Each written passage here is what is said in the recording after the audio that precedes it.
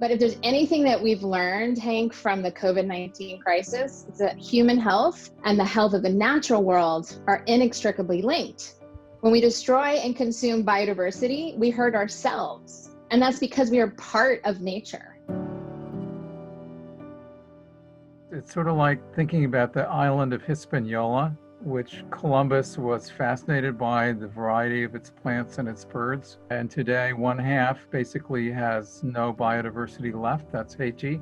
And the other is the Dominican Republic, which has most of it still intact. And that's our choice. Which half of Hispaniola do we want to live in on a world scale? I am so energized by, I have to say a few things. One is youth movement. As people taking to the streets and not waiting for permission, they're just going ahead and demanding it. And they're not waiting for governments, they're getting out there and they're making their own change.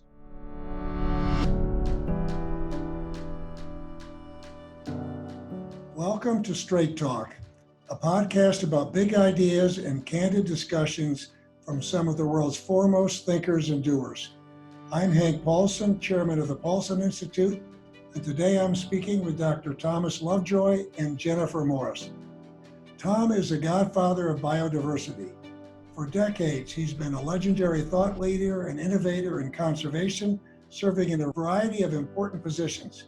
He currently serves as a senior fellow of the United Nations Foundation, where he advises foundation leaders on biodiversity and environmental science. Jennifer is the Chief Executive Officer of the Nature Conservancy, the world's largest conservation NGO, working in 50 states domestically and around the world.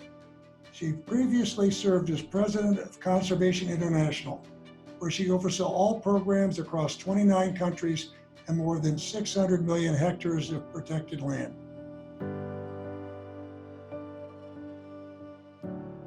Tom, Jennifer, welcome to the podcast. I've greatly appreciated the opportunity to work with each of you, and I'm really looking forward to our conversation today. Let's start at the beginning. Tom, when did you decide to devote your career to conservation? What motivated you? So in a way, it started when I was 14 and I got an understanding of biodiversity, and I've never been able to get enough of it ever since. So how did you get that? So tell us how you got that understanding. So I had this amazing biology teacher. I had no interest in being a scientist, right? But I had this biology teacher who marched me through the plant kingdom and the animal kingdom. And at the end of that, you understood the variety of life on Earth. And I just was totally transfixed. And then did you get out and experience and get out into nature? Is that what transfixed you? So this biology teacher took you out into nature, right? So you did all of that. And I just wanted a life of scientific adventures. And then I realized that biodiversity was in trouble and I got into conservation. Yeah, well, it's been quite a story. Now, for those that don't know it, you coined the term biodiversity. How did that happen? How did that term come about? Give us a bit of a history here. Well, it came about because a lot of people were thinking about the diversity of bird species or tree species. It was really about the variety of life, and there was just no simple way to express it. And three of us actually used the phrase in 1980. Nobody thought they were doing something new. Nobody was concerned about who was first. And it was only later that somebody went back and figured out that I had actually been the first. Well, I'll tell you, there's been a lot that's gone on since 1980 in the field, and you've been a real leader. So, Jen, what motivated you to commit your life to conservation? Well, thanks. First, I just want to thank you, Hank, and also Wendy for your incredible leadership. And thanks again for having Tom and I on today. This is a critical topic for our planet, and currently in the middle of the COVID crisis is extremely essential. We're having this discussion. Well, unlike Tom, my defining moment was actually a little bit later. It wasn't for me until I was in my early 20s, and I was actually living in a small village teaching English as a volunteer in northern Namibia in southern Africa. And, you know, Hank, I'd gone to Namibia after college thinking that I wanted to work in public health. But one day really changed the course of my life. As I was working with women who I was teaching in this village, we were collecting firewood and digging boreholes to access water from an aquifer. And later that night, as we were absolutely exhausted, my friend Ria, who was from the village, and I sat down, and she started sharing with me pictures of what it was like to be a child in her village. And the pictures that she showed me just blew my mind. They were pictures of a community that was surrounded by beautiful forests. She told me stories about fishing and harvesting fresh corn. But her life as a grown woman was incredibly different. The home that she had now, that I was experiencing with her on that day, was surrounded by drought-stricken fields. And the communities there, especially the women and the children, were spending most of their days actually collecting water and firewood just to feed their families. And these distances had grown over time due to deforestation. And with these journeys came increased violence, less time at home with their families, fewer hours studying and learning English, and really no chance to find a paying job. So Hank, that night I began to understand the connections between human health, economies, and the health of our local environment. And it was on that day that I decided I didn't want to go into public health, but really wanted to focus on some of the drivers of human health. And that was the health of nature, and increasingly the evaluation, the importance of valuing nature in terms of what it provides for humans. Well, that's really quite a fascinating story. And as we will explore later on, I think it really has helped you with some of the projects and initiatives you've driven throughout your career. Now, let's go to today's enormous challenges. Tom, please give our listeners an overview of the extent to which our biodiversity is in decline, because it's dramatic. And here I'm talking about birds, mammals, fish, plants, insects. What's happening and what does this mean for our planet and for mankind? So the combined impacts of human activity on the natural diversity of our planet is of such a scale that we're seeing most of the animal biomass today, the sheer weight on this planet, is in our domestic animals and in people. We've lost 3 billion birds in North America, and one can keep throwing off statistics like that. But the official UN estimate is if we don't change our direction, we could easily lose 1 million species. And that would be like 1 out of every 8 or 1 out of every 10 species on Earth. And it would be a pretty degraded landscape and seascape and a really impoverished existence for people. So that's our choice. It's sort of like thinking about the island of Hispaniola, which Columbus was fascinated by the variety of its plants and its birds. And today, 1/2 basically has no biodiversity left. That's Haiti. And the other is the Dominican Republic, which has most of it still intact. And that's our choice. Which half of Hispaniola do we want to live in on a world scale? That really says it. Let's drill down just a bit more. So, talk about pollinators. What's happening with bees? You read a lot about that. So I remember when I was a kid that you drive at night and your windshield would be splattered with bugs, like that canoe trip we took in the Amazon where we had to turn our lights off. Yeah, I remember. And truck drivers, literally truck drivers, were the first to notice that this kind of thing wasn't happening anymore. So it's a complex picture, and some places are much worse than others, but there is a serious decline of pollinators across the planet. And what does that mean, other than the loss of some interesting organisms? Well, in the state of New York, the pollination of fruit trees every year is like 3 trillion pollinations, right? Think of trying to substitute what the insects do for us by having people run around with little paintbrushes, and you'll realize there's nothing, to be done that way. Yeah, it's hard to get your mind around what is happening and what is happening so quickly. I remember as a kid reading stories about what had happened to the ivory-billed woodpecker and the Carolina parakeet or the dodo bird and just being really struck by that. And of course, this is just happening hundreds of thousands of times over right now, all around us. Now, we'll switch to Jen. Jen, as we talk about the destruction of our global ecosystem, the forests, grasslands, wetlands, oceans, this is coming, as Tom said, from human activity. As our population is growing rapidly, particularly in areas that are rich in biodiversity.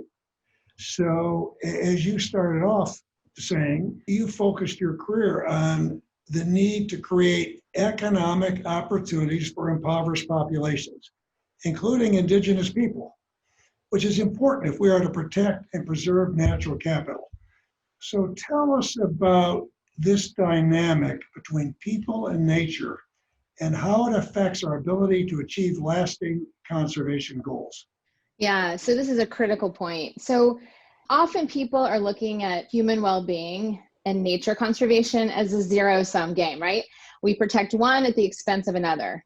But if there's anything that we've learned, Hank, from the COVID-19 crisis, it's that human health and the health of the natural world are inextricably linked. When we destroy and consume biodiversity, we hurt ourselves. And that's because we are part of nature. Now, the work that Tom and I do every day is the behavior change business. How do we change human behavior? To be successful in what we do, we have to convince communities, businesses, governments, that how and what we eat, that what we grow, how we produce energy, it all comes from and impacts nature. And quite frankly, nature has been giving us a free lunch for thousands of years. And we have stressed her oceans, her water, and her soils. And, honestly, our community, we haven't done a great job of convincing people about the value of nature, of our planet's natural capital. Hank, you mentioned indigenous people. Most indigenous people, they know the value of nature, and they're waiting for us, humans that are often disconnected from nature, to actually see it and to value it. Indigenous people from Canada, Australia steward 25% of the planet's land, and they are guardians of 17% of nature's storehouses of forest carbon. And this not only helps them, but helps all of us to stabilize the planet's climate. And these communities, they receive very little resources to enforce their land title. You think about what's happening in Brazil, you see that playing out right now.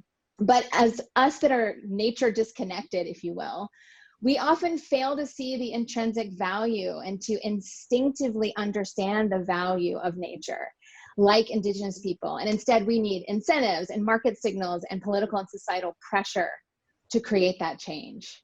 So at the end of the day, we need to move away from talking about people and nature as competing priorities and remember that we as humans are part of that natural world. For us to thrive, nature has to thrive, and nature needs us to step up and do more. Yep, and so much of your work and Tom's work and some other conservationists' work are working to not just protect the natural areas, but to create economic opportunities for those that live in and around these natural areas, because poverty is also an enemy of conservation. So it's really an interesting dynamic. I'd like to now move back to Tom and talk about the tropics, because they're a home to a disproportionate share of our biodiversity. And this is where Tom has done so much of his research. With my wife, Wendy, we visited natural areas, spectacular areas all around the world for many years. But perhaps the most informative trip I've taken was with Tom, to visit your research station, in the Amazon, Camp 41. And today we hear a lot about the rapid deforestation and destruction of the Amazon. But I think many people don't really understand why the Amazon basin is important to them. How does it fit into the global ecosystem, and how should we think about it, and what is its relevance to climate change? Now, I can tell you, as someone who's been there, it's just incredible to see the diversity. And you talked about turning on the lights and just being mobbed by insects. And to me, just the plants, the flora, the fauna, the diversity the reptiles. It's just fascinating. But I want to talk about it in terms of what's happening to the Amazon and what does this mean to the global ecosystem, not just the people who live there, where it'll be devastating, but what does it mean to the world? So most people think of the Amazon as some sort of mysterious place. They don't realize how big it is. It's actually equivalent to the 48 contiguous US states. It just looks small on the Mercator projection. And when I first set foot in it, it was about 3% deforested. Today, it's probably around 20% deforested. And you would think that, well, that's not a problem. You know, you got 80% left. I mean, ignoring that the species in the deforested places might have lived only there and are therefore gone forever. But there's just a fascinating bit of science that was done in the mid-70s when a Brazilian scientist named Anea Salati looked at oxygen isotope ratios in rainwater from the Atlantic to the Peruvian border and demonstrated unequivocally that the Amazon makes half of its own rainfall. It shattered the global paradigm, which was that vegetation is simply the consequence of climate, has no influence on it whatsoever. Well, that lay in smithereens. And in that discovery was the question how much deforestation would lower the recycling of that moisture as the air moves from east to west, so that there would be places where there's not enough rain for a rainforest. And we saw the plumes of moisture coming up out of the canopy of the forest after a rainstorm. I mean, it's quite extraordinary. And it's actually part of a global continental climate system. So every country in South America except Chile benefits from that. So that's the big hydrological cycle story, but there is so much carbon in tropical rainforests and in the Amazon that it would be a climate change nightmare if that all got released to the atmosphere. It'd be about 80 billion tons of carbon. And of course, there's all the biological diversity.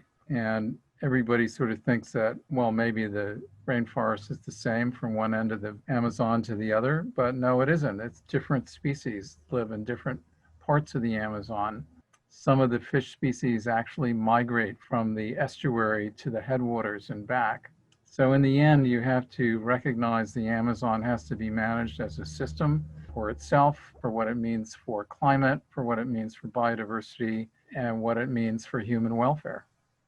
Tom, you say it all so well and so succinctly. One point I want to make is with the work on mitigating climate change, there's this huge emphasis on trees, planting trees, preventing deforestation, of course, which is something which is very, very important. But there are all these programs to plant billions of trees. But when you really look at it, a lot of them, they're planting the wrong trees in the wrong places, and they really don't make much of a difference. But in the tropics, that's where deforestation really is the most harmful and where there's the most potential if we're going to work on reforestation. Could you just say a word about that before I move on? Yeah, so the important thing here is not just to plant a bunch of trees, all of the same kind, say eucalyptus trees, and then cut them all down and turn them into paper pulp. That would have solved nothing in the end. What you really need is to get the natural forest to regrow. And in some places that's easier to do and others harder. But the great thing when you do that, it becomes part of that system that I was referring to earlier, and it sequesters a lot of carbon and protects a lot of biological diversity. So it's good for the forest, it's good for the climate, and it's good for people. Great. So Could I jump in on that? Yeah, you sure can, Jen. Yeah, no, I'd like just to mention a couple of things about the importance of restoration and completely agree with Tom's point about the need to restore natural forests. And it's much more cost effective as well to do that. There's a lot of interesting techniques on how to do that. But one point that I think a lot of these tree planting programs, you hear about drones and all sorts of technological advances, and that can be good, but at the end of the day we have to involve local communities in doing the ecosystem restoration, whether it's tree planting or using natural methods, because if communities aren't embracing what's happening to their environment, they're not going to protect it in the long run. So I've seen lots of these projects fail because people come from the outside and say, plant this tree here and build this nursery without really understanding the community dynamics. So that's a really important part. Plus, it really adds to the economic well-being of the people, which is so important. Exactly. So Jen, let's get back to the intersection of man and nature. If we're going to continue to take millions of people out of poverty, there is no doubt that infrastructure is needed. And even though some people don't believe it's needed, it's going to be built. So we're going to have hundreds of billions of dollars of infrastructure built in environmentally sensitive parts of Latin America, Asia, and Africa in the decades ahead. And here we're talking about not just roads and bridges and railroads, but dams. And so, most environmentalists, we've never seen a dam we like, we've never seen a road we like, we've never seen a mine we like, right? But some are a lot better than others. And so how, where, and what type of infrastructure is built will determine our ability to preserve our most critical ecosystems. Now, the Nature Conservancy has been a real leader here. Tell us about TNC, what they're doing, and how you go about thinking about smart infrastructure, and what you see as a path forward here in terms of building the infrastructure that's going to be built, much of which is going to be needed, and to do it in a way where there's as little impact on the ecosystem as possible. Yeah, no, you're so right. So I think traditionally a lot of conservationists have just completely opposed large-scale infrastructure projects just on principle. But, the Nature Conservancy, as well as a lot of other organizations, believe firmly that in order to make the low carbon shift that we need to make to achieve our Paris climate goals, we're going to have not a stopping of infrastructure, but an overhaul of how we do infrastructure.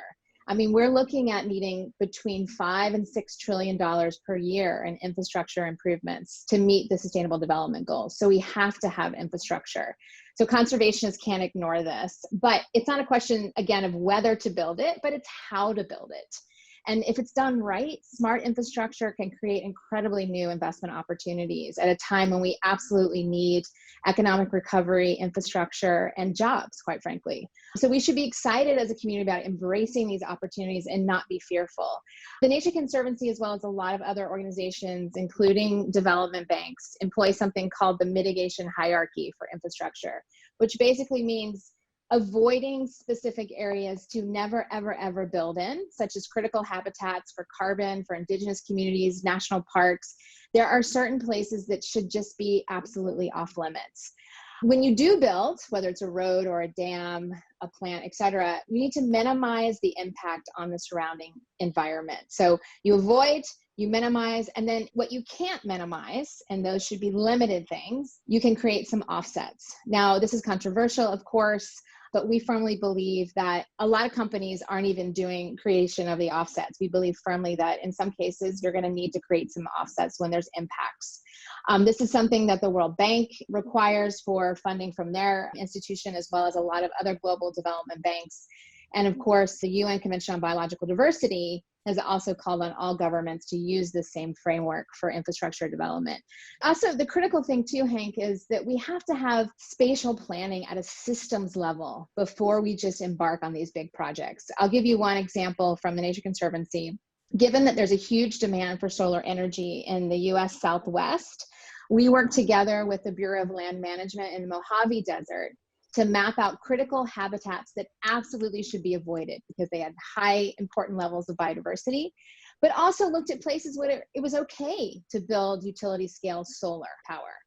And together we looked and said, these are no-go areas and these are yes areas. And doing that holistically at the beginning of a project meant the project could go through faster and it was actually a lot less expensive. The Inter-American Development Bank is doing the same type of approach in their portfolio in Latin America. So that upfront planning is really critical to avoid some of the most socially and environmentally controversial sites, and doing it that way reduces lawsuits and delays and costs. So the bottom line is smart planning is really good for the environment and good for the bottom line for the infrastructure that we absolutely need, especially in a post-COVID recovery.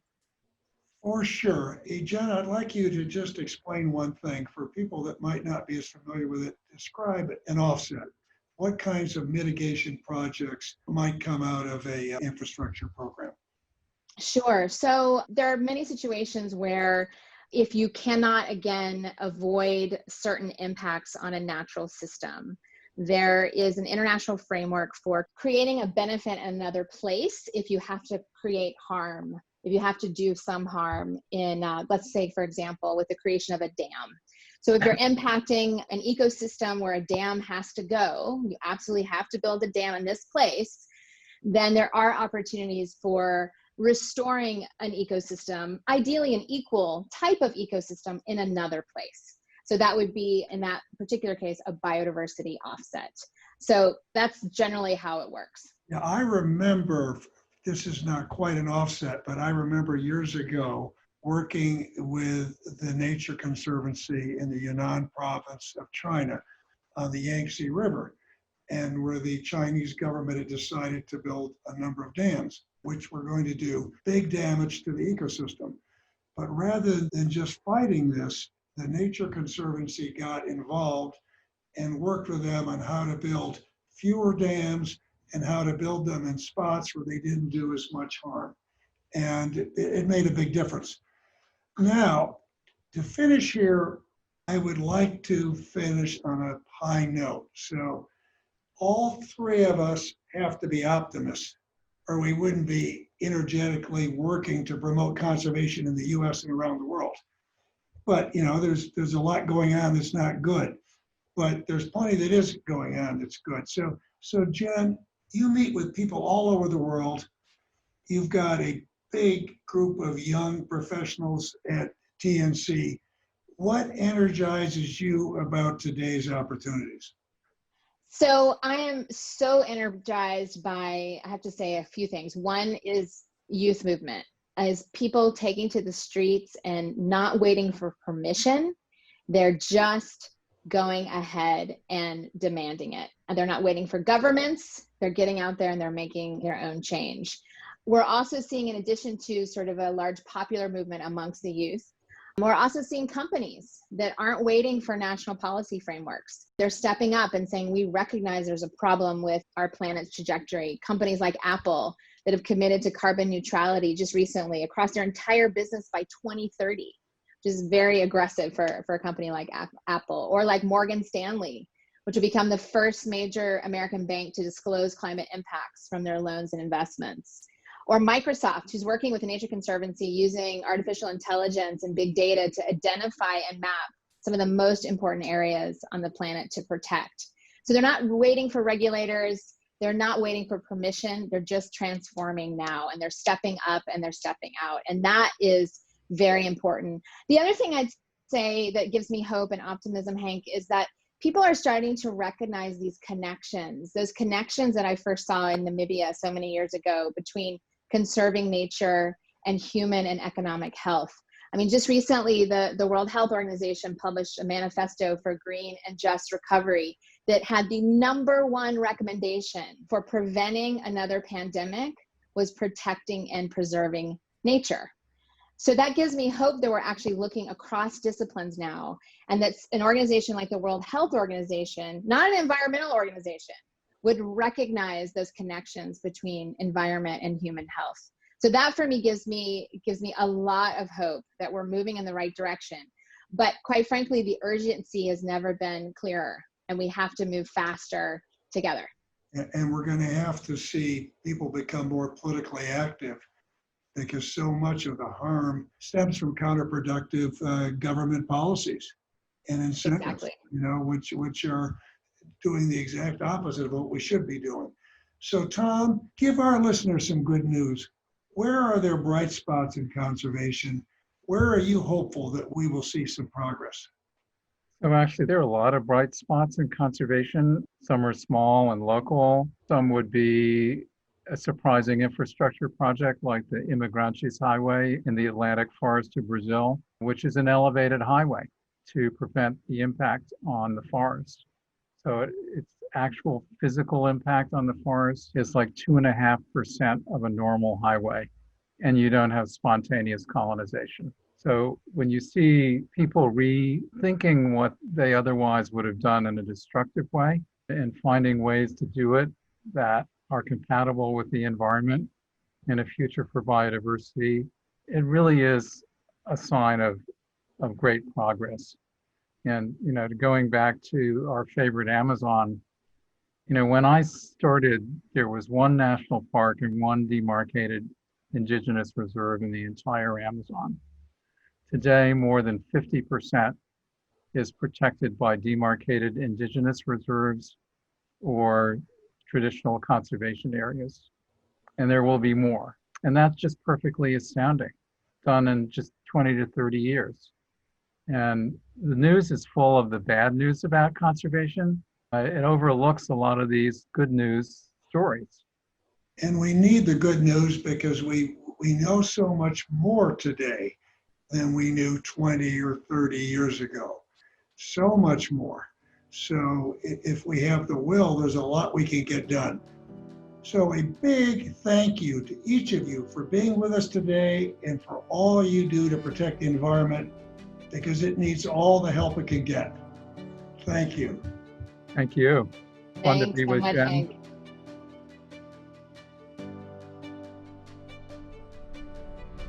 You have listened to Straight Talk with Hank Paulson, a podcast of the Paulson Institute. To find more episodes from leading thinkers and doers, please visit paulsoninstitute.org/straight talk or download on Apple, Google Play, Spotify, and Stitcher. And don't forget to rate and subscribe. Thank you for listening, and see you next time.